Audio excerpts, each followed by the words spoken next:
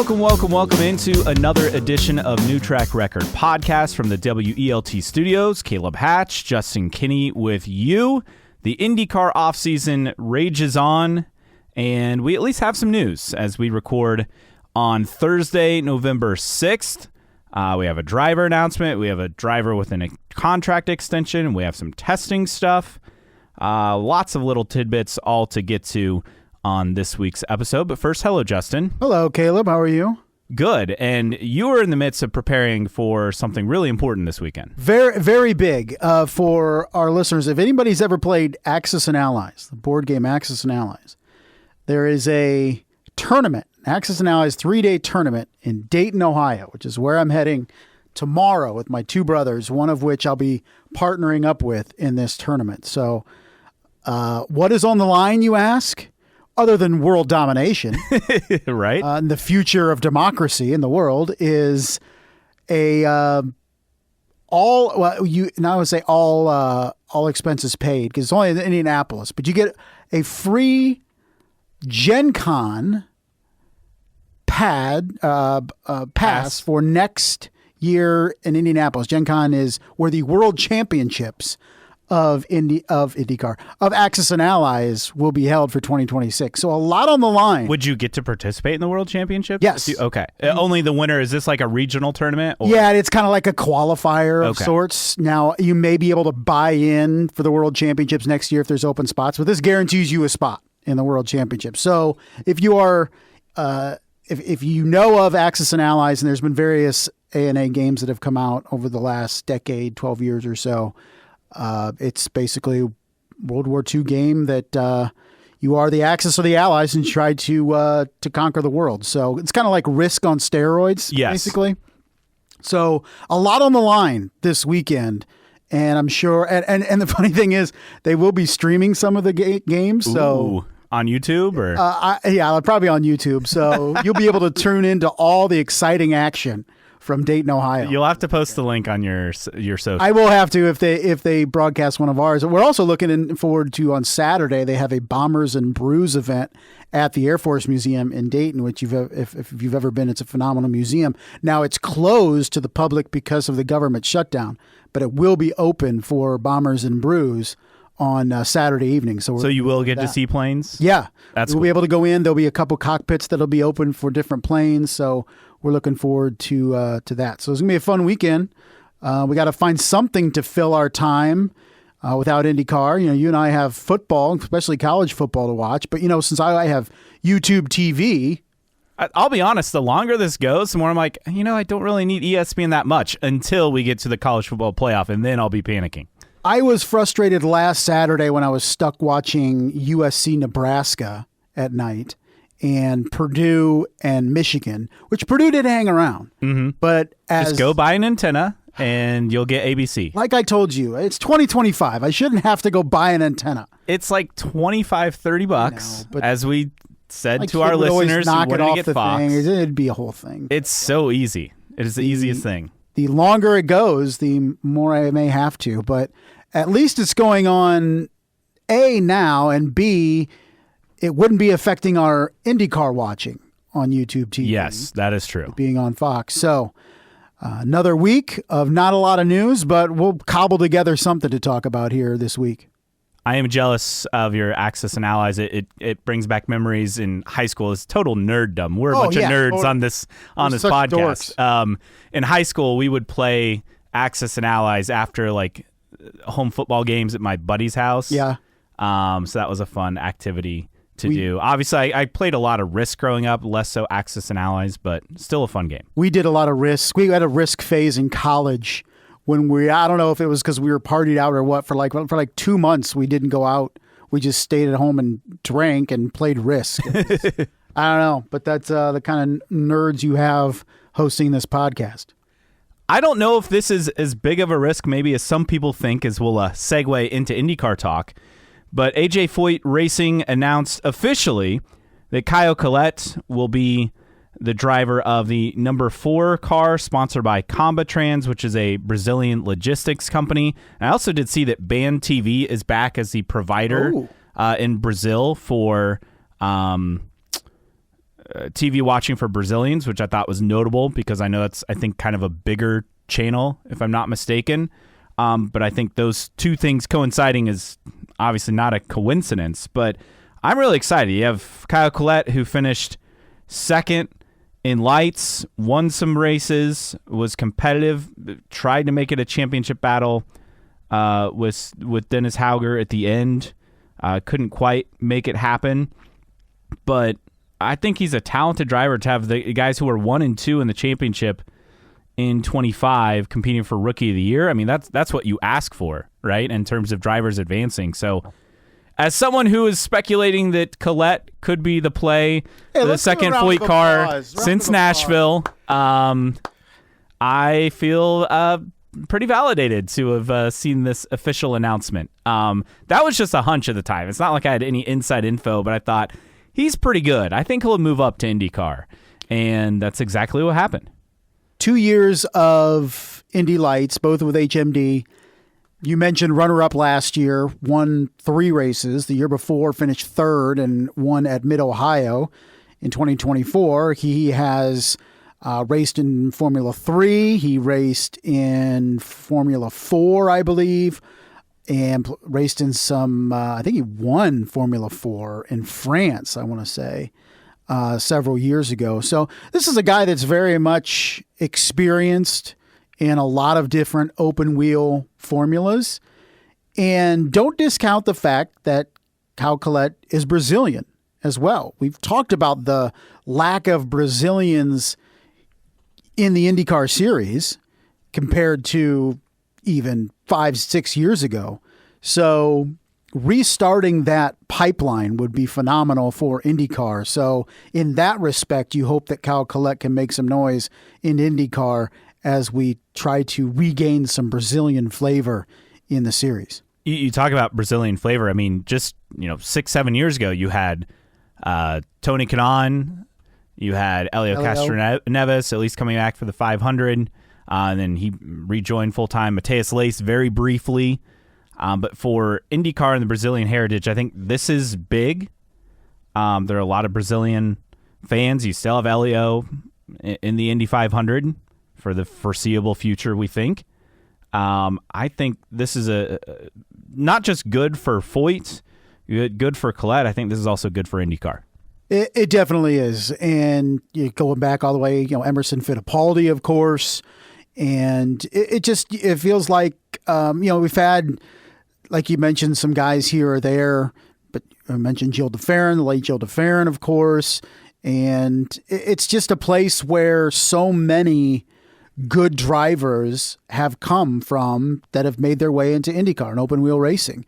And it just feels like we haven't had that. And we definitely haven't had that in recent years. So the hope is that Caio Collet, it's always thrown around, right? Brazil, could it return to the schedule, stuff like that. This is how it becomes a more marketable event or a marketable area in South America if you can get a bigger Brazilian presence in the series. And obviously for Foyt, so as far as we know, the Penske partnership's done. For Foyt to hire a promising rookie driver who, yes, obviously he's bringing some funding. Let's not kid ourselves, but most drivers are. And I think this is probably a way better option than going with a guy who brings a much bigger check, who is established in terms of IndyCar experience, but not established in terms of results. And I think this is it's nice to have rookie drivers and have them have a shot, especially when, based on merit alone, he is more than deserving.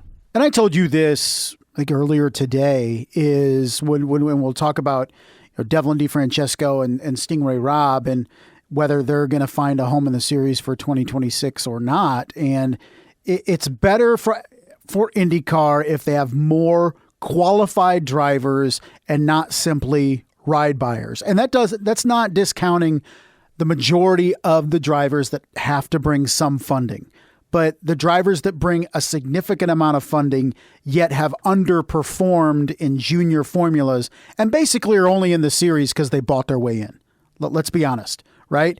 And Caio Collet is not that. He has proven to be a very steady driver in open wheel racing, going all the way back to winning Formula 4 in France in 2018. So we mentioned his performance in Indy Lights the last couple of years.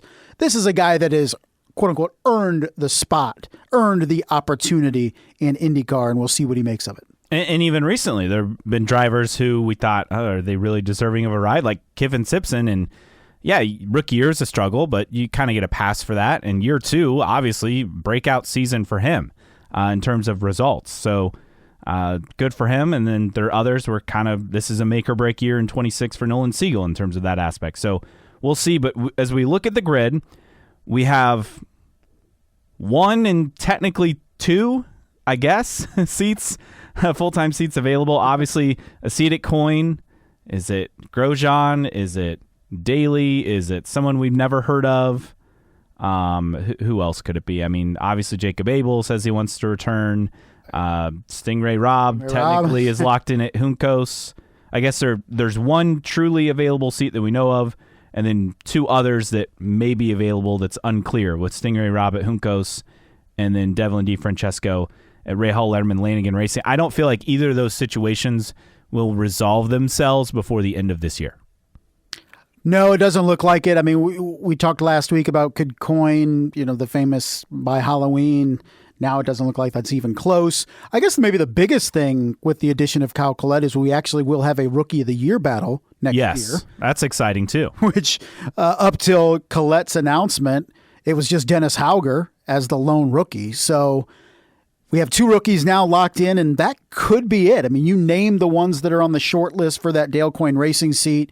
We expect it to be one of those guys, majority of which are quote-unquote veterans, right? So it could be just a pair of rookies on the grid next year, at least in terms of full-time seats. So we'll have to wait a little longer to see exactly where Coyne goes for the 18 car and who's going to partner up with Dennis Hauger. But, the grid is set with one exception here in the first week of November.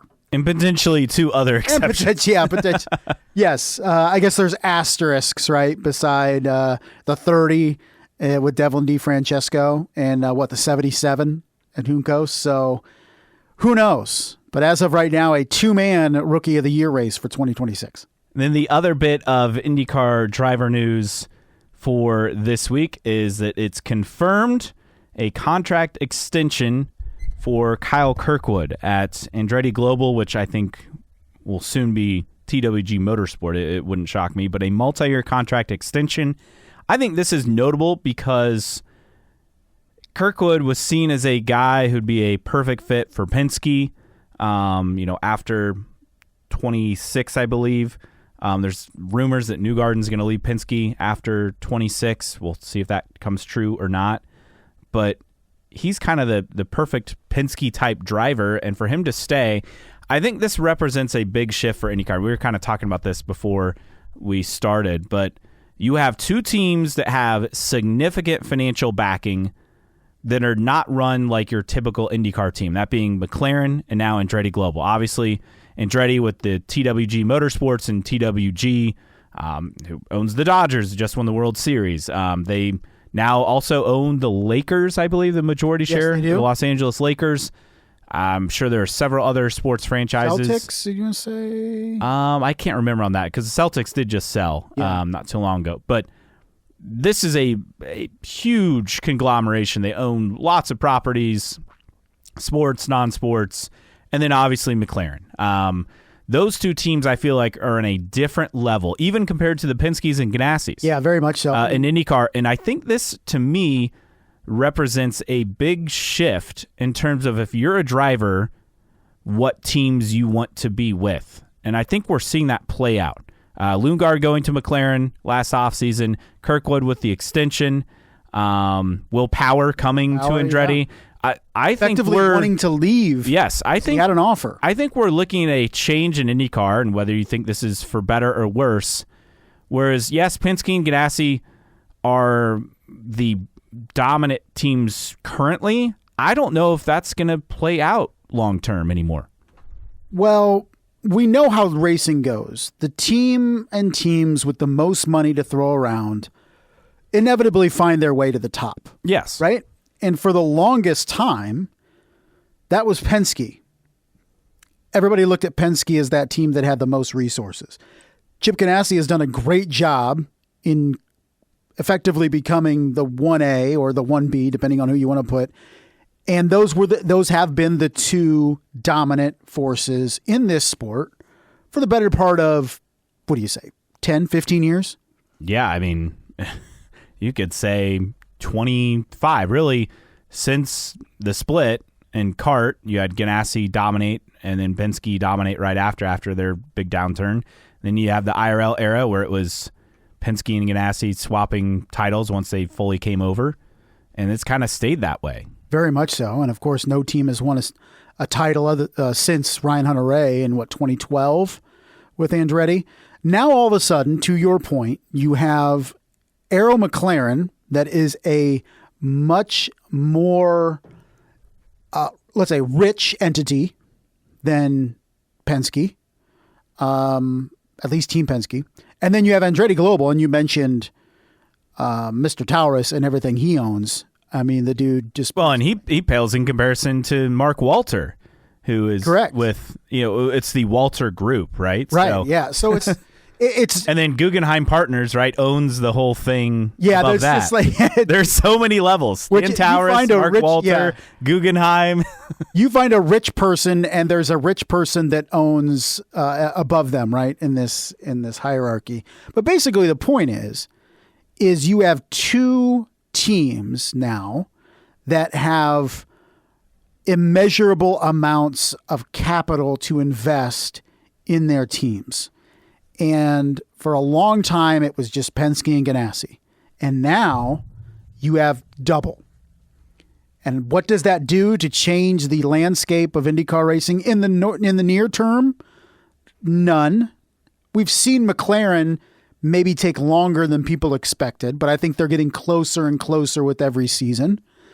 And then now you have Andretti, to your point, locking in Kyle Kirkwood, bringing in Will Power, and then you have Marcus Ericsson there as well. So instead of Kyle Kirkwood maybe 4 or 5, maybe even 3 years ago saying, no, I want to see what's out there in terms of a Penske opportunity potentially, you have Kyle Kirkwood saying, I have everything I need here to compete for 500 wins and championships, and I'm not even entertaining the free agent market. Now, the flip side, you kind of wonder, is this the same situation as Ryan Hunter-Reay when he allegedly turned down Penske when he was up, for a contract renewal? He stayed with Andretti, and yes, he'd already won the championship. He got his Indy 500, and there were kind of questions of, is this the right move? Kind of like people said the same with Rossi and the whole thing with Penske. But my understanding with that one, there was never truly an offer. It was just a discussion, right? Yes. With Rossi and Penske. With Hunter-Reay, I believe it was an offer. And he went from being really solid, and then it just seemed like the bad luck just plummeted his career the final few seasons. But, I mean, yeah, it could backfire, absolutely. But this feels like a long-term play in terms of what has shifted in IndyCar. And also, let's not discount the fact that with Penske leadership changing hands and Roger Penske not involved in day-to-day, is that as good of a... I know it sounds insane, but is that as good of a team? We saw the chaos last year. I mean, yeah, no. Does that carry over to 26, or was last year an anomaly? That's the thing I think we're also excited to find out in 26. We are, but even... And that's the thing, and that's... Other teams can now use that as fuel, right? When you're going against Penske for drivers, right? Look what's going on over there. It's chaos. They couldn't do much of anything last year. Roger's out of the picture in terms of the day-to-day operations. Cindric's gone, blah, blah, blah. That vulnerability is being used by other teams, not only to with drivers, but also personnel, right? Why do you want to go over there? This, that, and the other. So for the first time in quite some time, we've seen significant vulnerabilities with Team Penske. And you can bet it's being utilized with every negotiation from drivers all the way down to pit crew, right? And that's good for the series. For too long, we've been stuck in this big two conundrum where when you boil it all down, there's one of two teams that can win championships in this series. And it's been proven for 13 straight years. Yeah, whenever that changes, then the narrative will change. Yes. But this does feel like a shift to me. Because I think Kyle Kirkwood, you feel like he can be a championship contender going forward. You feel like Pato O'Ward is there as well. And maybe the best chance that either one of these teams have had, and for McLaren, its entire existence in IndyCar, and for Andretti for a long, long time in terms of a championship contender. I would throw in Lundgaard at McLaren. I know people say, his record on ovals, but wasn't he, I'm not seventh? Saying that. I think Wasn't he seventh in the Indy 500 last year? And I get there were some penalties and whatnot, but I think he's already taken that step. I think he'll surprise people on the ovals in 26 as well. He was very impressive to me last year.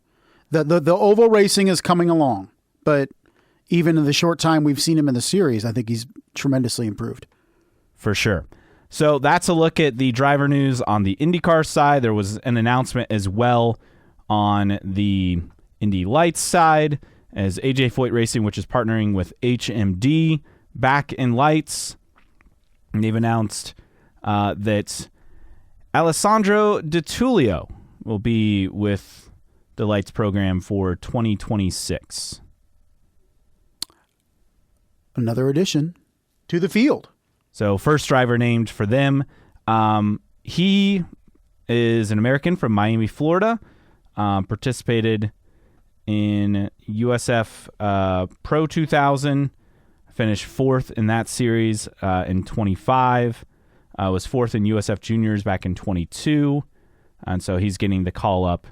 He did have 4 wins last year in the USF Pro 2000 Championship with Turn 3 Motorsports. So obviously a very, very good track record. Actually won 3 of the first 4 races of the season last year. One at St. Pete, and then won twice at, I know your favorite track, NOLA. NOLA Motorsports Park. And then one towards the end of the year at Toronto. So natural step up for him. Seems like a talented driver heading on up the ladder now with AJ Foyt. So that's a look at the driver news, and that's really about it in terms of the main headline stories. We'll have some other secondary driver info and other tidbits to come out a bit later on. But if you agree or disagree with us on the Collet stuff, on Kirkwood, let us know. You can always find us on your favorite social media platforms, Twitter/X. The handle is IndyCar Podcast. Also the same handle on Instagram. You can message us on any of those platforms. Send us your thoughts. You can message us on Facebook. Just search for New Track Record. Also, New Track Record Podcast at gmail.com. Send us your questions, comments, concerns, rants, what have you, via email. Support us via Patreon, patreon.com/New Track Record. You can support us on there. And as always, download and listen on your favorite podcasting platforms, whether that is Apple Podcasts, Spotify, or wherever you find your podcasts. Okay, mailbag time, and obviously going to be abbreviated, just not a lot going on. This is the off season. I had posted a poll, and it's still active as we record. Which driver or drivers will have a full-time IndyCar ride in 2026? Devlin DeFrancesco, Stingray Robb, both or neither? And currently, it is tied between Stingray Robb and neither. Ooh. Devlin, about 6% of the vote, both at 3%. Nick J. Fletcher said Marty Roth. He wants full credit for the Marty Roth Random Split Driver of the Week stuff, so we'll give you full credit for that. Marty Roth may have a better chance than both of them being on the grid next year. If you were to say Abel, DeFrancesco, and Stingray Robb, I would say there's no way. But I think one of the two will get a ride. That's where I stand. Do you feel like who is more likely to be back with their team from last year, Stingray Robb or Devlin DeFrancesco? I think Stingray Robb. Yeah, I think so. Because Graham's entry is funded as far as we know. Louis Foster's was already funded and just had a contract extension with Droplight that was announced, a week or two ago. I feel like Stingray Robb and that team, yes, they went out and made a splash with Rinus VeeKay, but where's the funding coming from, right? They have to,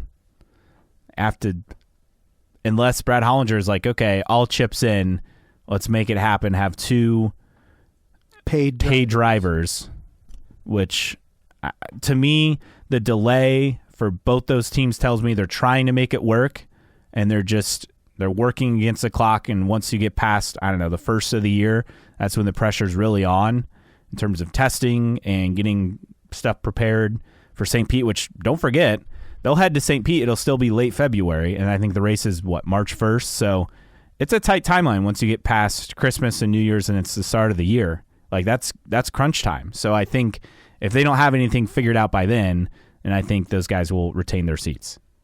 I look at Ray Hall and I wonder, okay, so if Mick Schumacher doesn't want that seat, do they just slide Devlin back in then? But the awkwardness of that would just be, it could be a distraction throughout the entire season. It's like, look, we busted our ass in the offseason to replace you, and it didn't work and you're still so here. I guess you're back.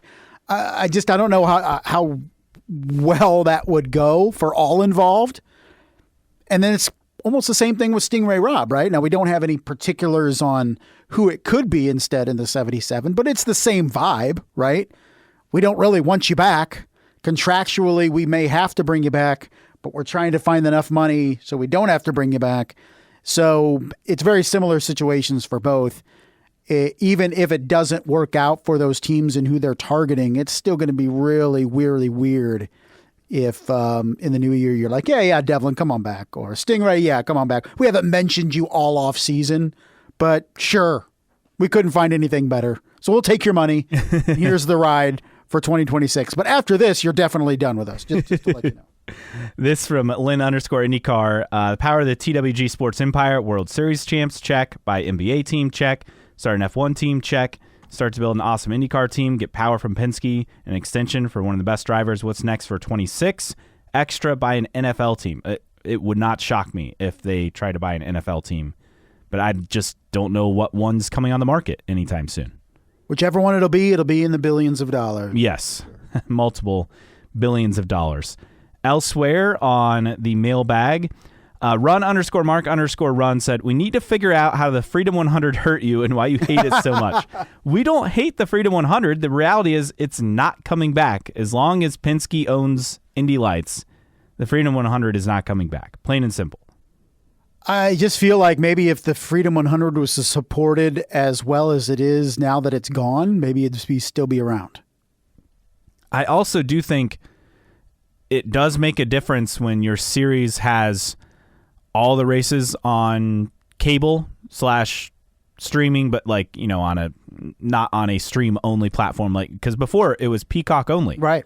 And then you'd get lights, only on, or the Freedom 100 only on NBCSN at the time, as part of, and then it would be NBC Sports Gold or whatever the rest of the way. So I don't know. I do wonder if the TV package improving dramatically, that maybe as they kind of fill out the grid, but it's just the cost associated with running that race is like a handful of other races on the schedule. So I do think that the cost part limits why it's not coming back, let alone the safety aspect. I mean, that's one of the big things, but also the budget for a Freedom 100 car is significantly, like you mentioned. Now, for those maybe hoping upon hope that at some point it comes back, if we continue to see Indy Lights very much be IndyCar light in terms of teams, right? Maybe we get to a point where some of those teams that are in IndyCar be like, hey, Roger, it would be great if we brought that race back because we have the budget to sustain a car if we have a total write-off at the Freedom 100 or whatever. Let's bring it back. And it's just another thing for our sponsors and our people, blah, blah, blah. We're already in Indianapolis. Like if there's more of a collective push in the paddock for the Freedom 100 from IndyCar teams, maybe I could see it return. And the more IndyCar teams that get involved in Indy Lights and potentially feel that way, the more likely it potentially could be a thing again. I do think I believe it was Chris Windom who had a really big crash, one of the final Freedom 100s. I think that's ultimately the reason why this race hasn't come back. Too much risk. I was in the pit lane, or not pit lane, but the garage when they brought that car back. Insanity.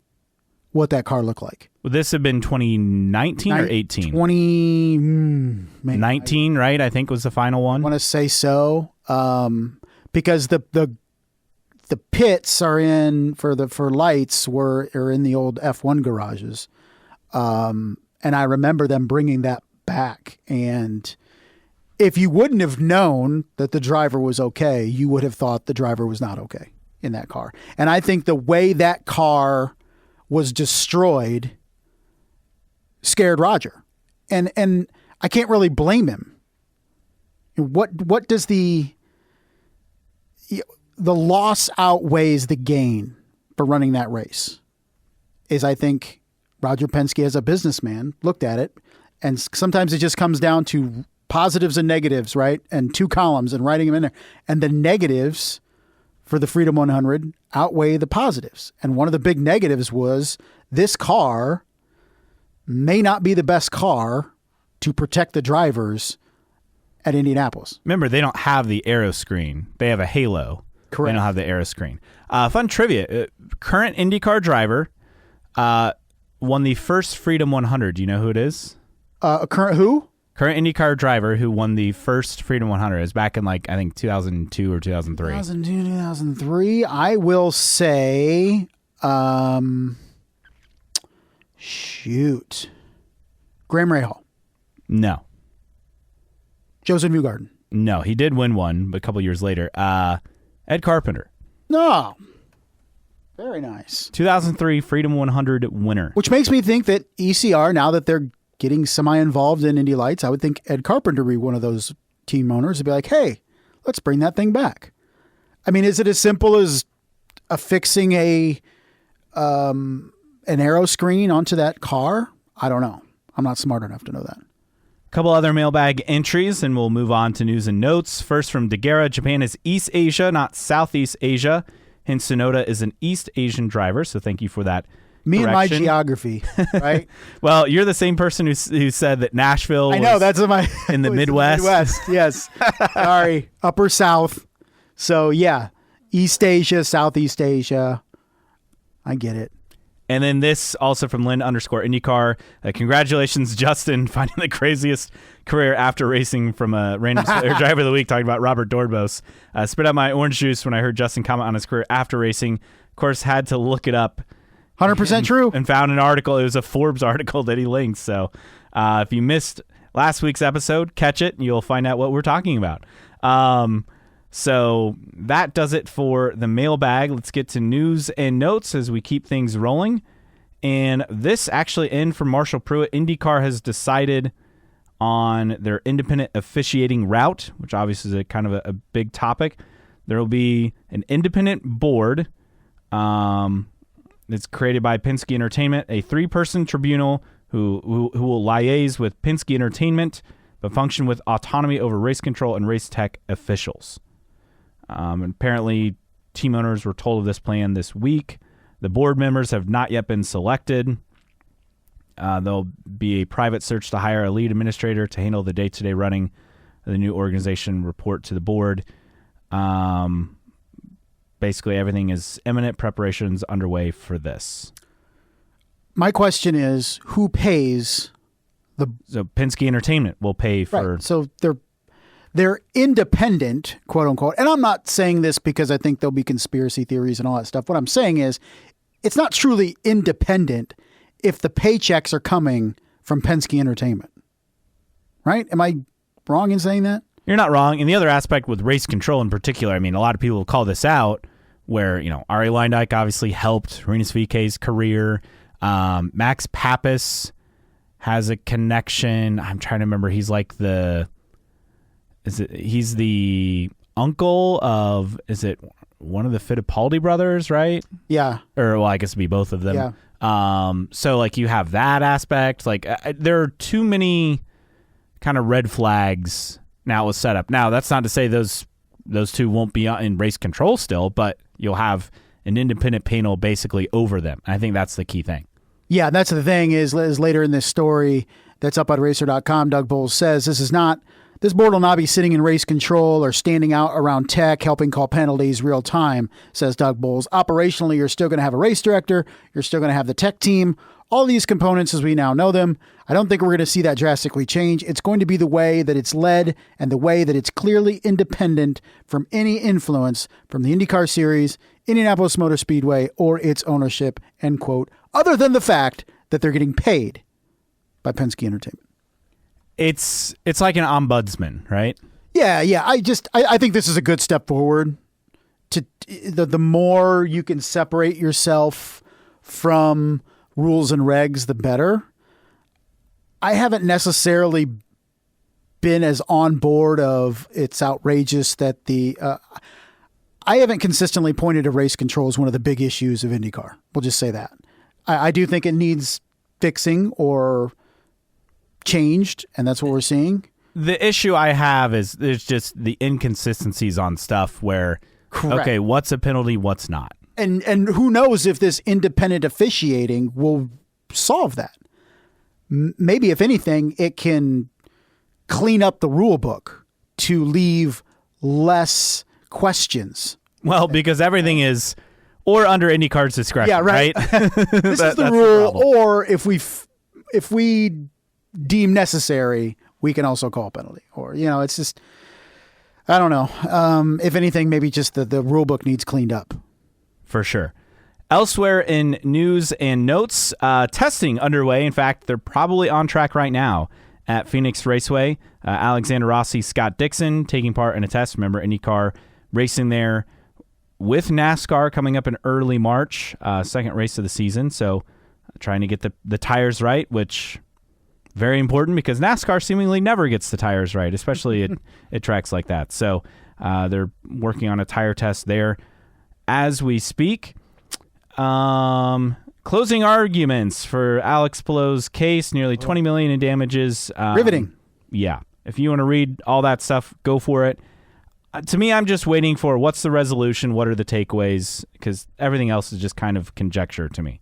We're dealing with millions of dollars between. I don't care. I really don't. I don't care. The Fittipaldi brothers will be racing together the 24 hours of Daytona. Enzo and Pietro will be teammates for the race. Pietro will compete the full season with Pratt Miller as well. Sports car racing. In recent years, expressing interest. IndyCar, yeah. Speaking of endurance racing, AJ Allmendinger will team up with Scott Dixon and Alex Palou for Acura Meyer Shank for the endurance races. Ooh. That's an absurd lineup as well.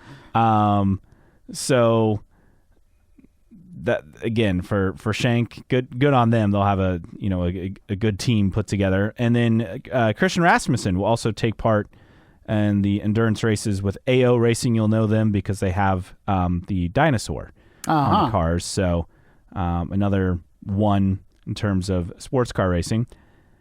And this I thought was fascinating. So NASCAR man _RR, and we had referenced this list earlier. So NASCAR season's done.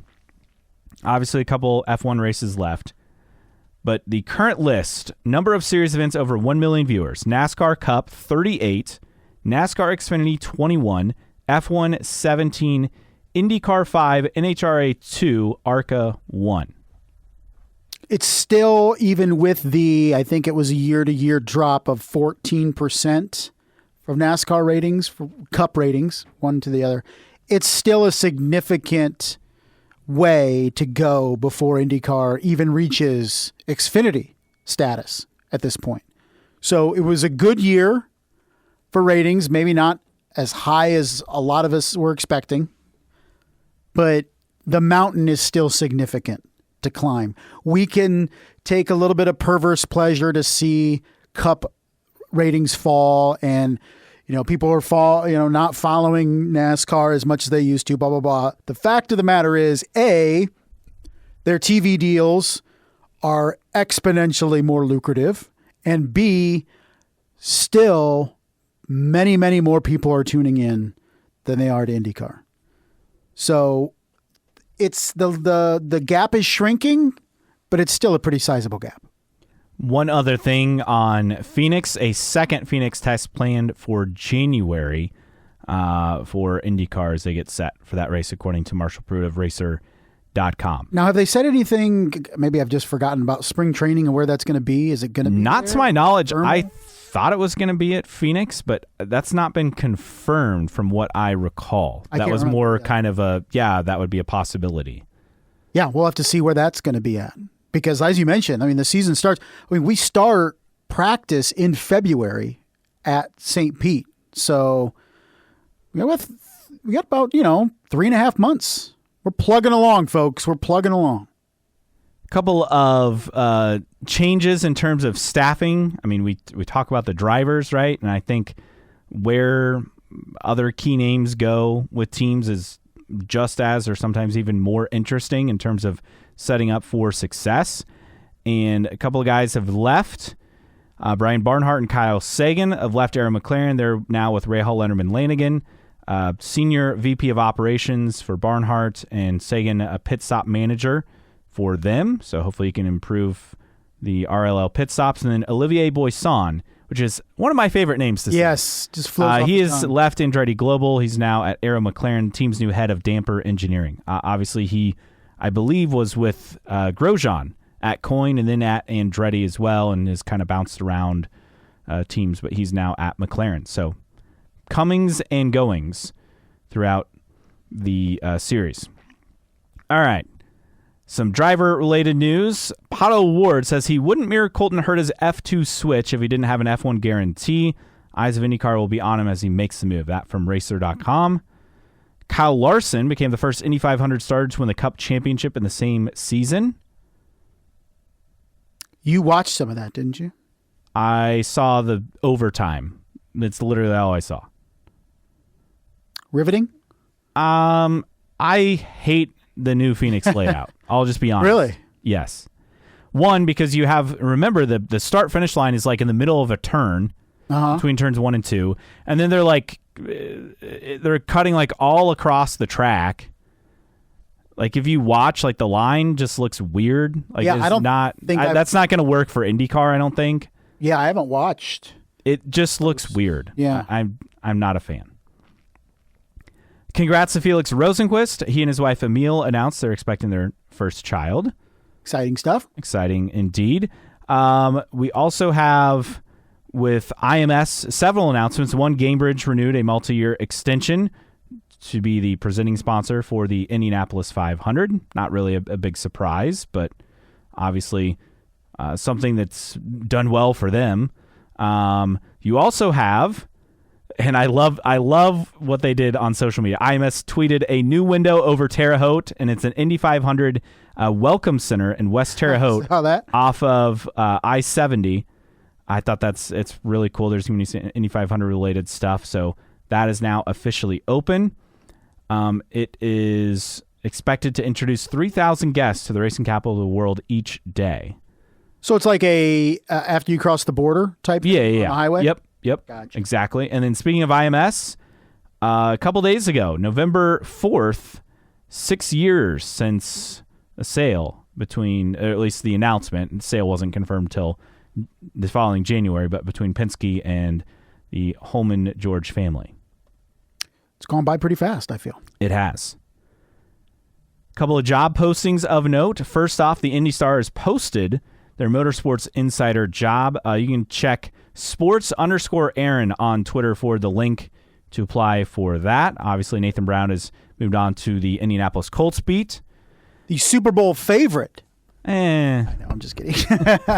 Pump the brakes. It has been an exciting first season. half of the season for Colts fans, but you and I still time for Daniel Jones to revert back to the mean, and that is being an average at best quarterback. Well, we saw peaks of that last week. We'll see if it was just a temporary thing or not. You and I are not Colts fans, but we are surrounded by Colts fans. Yes, Colts observers.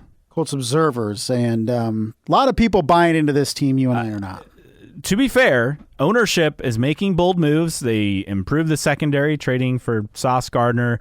Giving up a lot, though, when you don't have a franchise quarterback who obviously the Colts think they do, and Daniel Jones.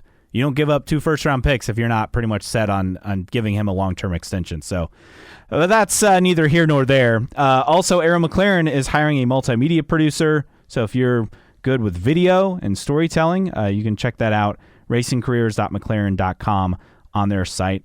And speaking of video and people we would love to see at the Indy 500, Connor Zilic, Trackhouse Entertainment Group, this from Adam Stern, interested in entering the Phenom into a future Indy 500 next year, likely off the table because he'll be a rookie in Cup. I mean, I think that makes sense, but he will race in the Indy 500 before his career is over. That is my very not bold prediction.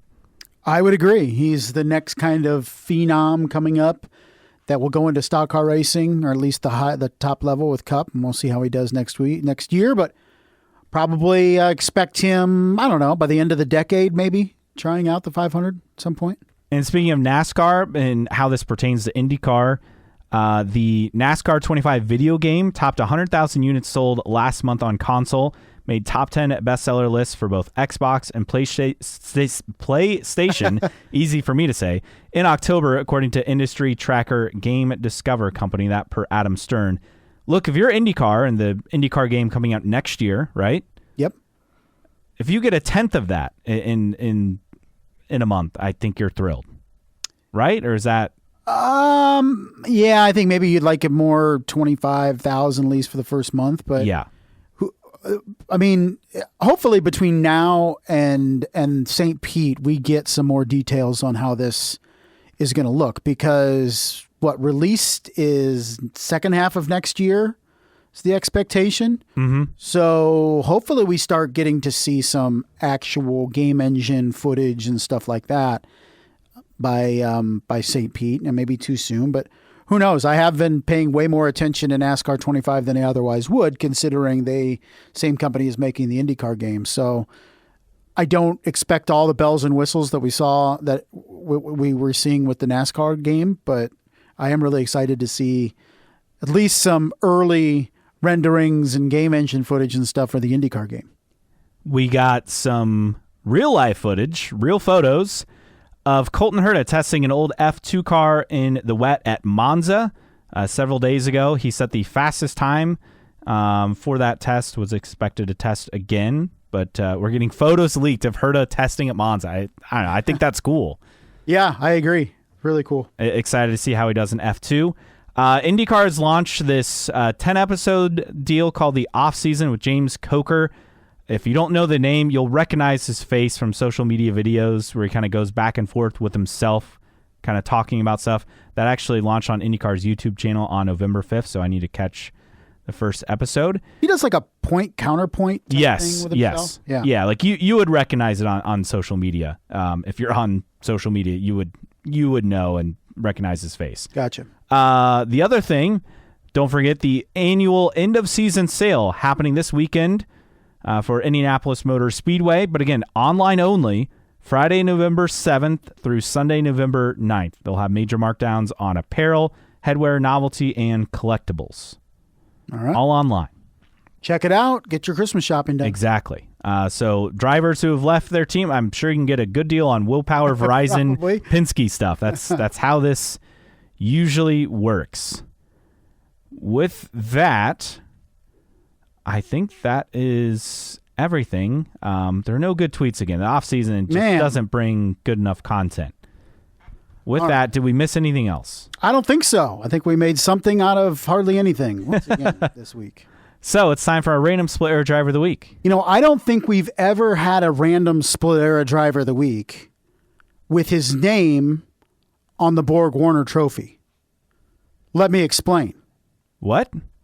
Mr. Johnny Parsons. Yes. Okay.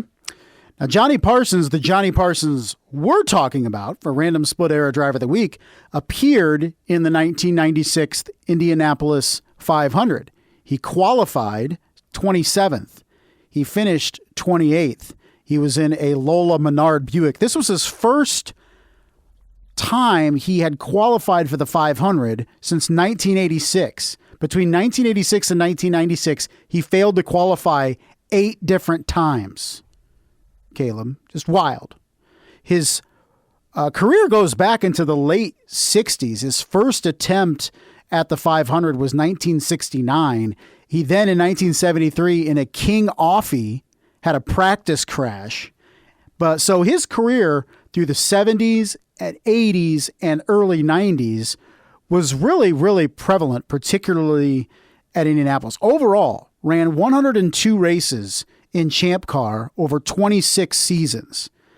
And then he had run 4 races over 2 years in the IRL. He ran all 3 races in that inaugural 1996 season, including the Indianapolis 500. And then he returned for the Vegas 1 race in 1997. Or no, I think that one was raced in 1986, later in 96, and finished 28th. That was his final race in either kart or the IRL. Now, you're wondering, well, how is his name on the Borg-Warner trophy? Well, Johnny Parsons' father was Johnny Parsons. But wasn't it spelled with an I-E for Johnny? It was. The 1950 Indianapolis 500 winner, Johnny Parsons, Johnnnie.